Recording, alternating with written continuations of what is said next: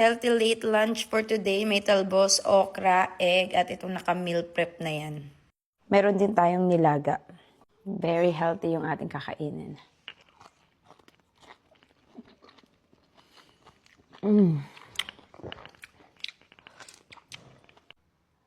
First meal ko pa to today.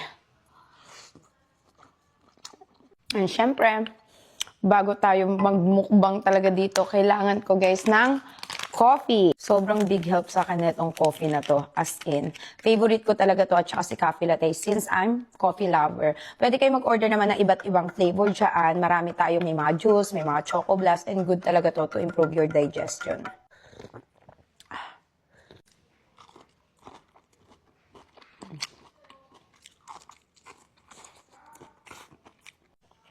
Actually, ako mga madam, madalas talaga ako kumakain talaga ng mga veggies, vegetable. Dati hindi ako kumakain.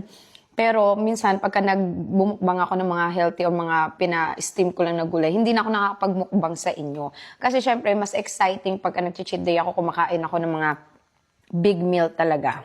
Pero madalas talaga gulay.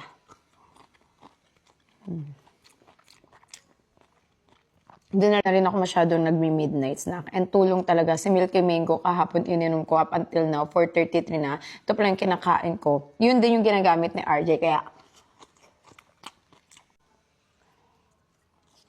kung tingin nyo, lagi akong kumakain ng mga meat, no. Lagi talaga gulay. Kaya bibihira nyo na rin ako makita na nagbumukbang like dati every afternoon, gabi, tsaka midnight snack ngayon. Minsan nga, isang beses nyo na lang ako nakikita nagbumukbang since busy rin kasi ako. Sobrang perfect. And pag nasanay na kayo kumain ng gulay, yun na rin yung hahanap-hanapin nyo. Kasi kung ano talaga yung kinakain nyo, yun din yung hahanap-hanapin nyo. Kasi parang nagbibuild kayo ng enzyme.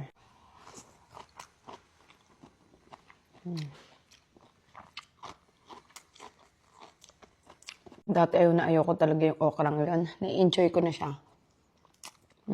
Nahanap-hanap ko na siya. Gamit ko nga pala yung magic potion natin. Sobrang ganda na ito sa labi. Kaya kahit magmukbang kayo pang swimming yan, perfect. And ang ganda rin ng skin ko.